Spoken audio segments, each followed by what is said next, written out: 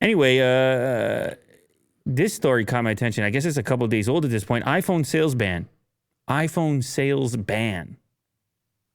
That's pretty intense. The word ban. In Colombia, more countries likely to follow. Get the hell out of here. What are you talking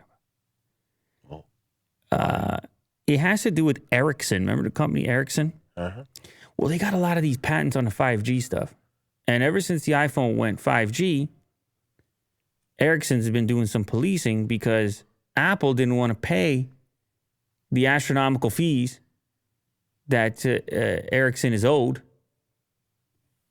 because of these patents. So they would license the ability to use those patents if they get paid. And Apple said, hey, it's too much. Ericsson has been seeking an iPhone sales ban in multiple countries due to 5G patent infringements and has now succeeded in obtaining the first of these in Colombia. The ban applies to the iPhone 12, 13, and iPad Pro models with 5G capabilities. Well, 5G capabilities is pretty much everything in the future. Ericsson's accusing Apple of infringing its patents in respect of the 5G chips used in the current iPhones because Apple used to pay royalty fees for the use of the patented tech, but then failed to renew the licenses when they expired. It's believed that Apple was hoping to negotiate a better deal for the 5G licenses after earlier reaching an agreement on 2G, 3G, and 4G patented technology.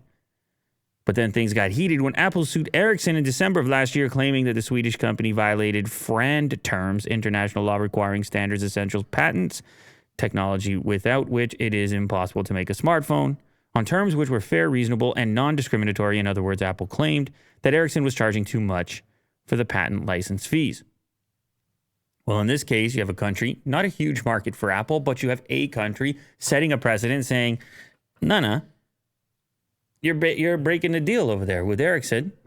Well, we're not our business if it's a fair deal or not a fair deal. They've got the patent.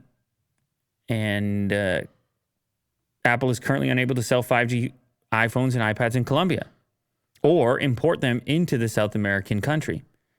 And Apple must warn and communicate with shops, retailers, owners of social media platforms, mass media, and e-commerce platforms within the territory of Colombia in order to ensure compliance. So not just no new iPhones, not just officially coming from Apple, but also all the other ways in which messages via Apple are communicated there, products are sold, and so forth. Now, Apple obviously goes back and they do their own legal actions. They're still working on their legal thing, and they're not, in the meantime. Yeah, there you go. Apple is pursuing, scroll up a little bit. Apple is pursuing a different legal tactic applying in the U.S. for damages against Ericsson for its loss of revenue in Colombia. So then they go back and say, hey, we would have sold this many units in Colombia, and we believe we're right and you're wrong. You're going to pay us for that difference. Legal proceedings. It's all roundabout. It's all crazy. But even though those devices weren't sold anyhow. But the big part here, because Colombia is just a small market for Apple, is whether or not any other country's legal system follows suit and would also, I guess, at some point affect Apple's bottom line if it's the wrong countries. And then they may have to negotiate. But in the meantime, it's like, they're like, Colombia, yeah, we can deal with that. Mm-hmm. But you start getting, I don't know, maybe get Brazil in there. Oh. I don't know what you do.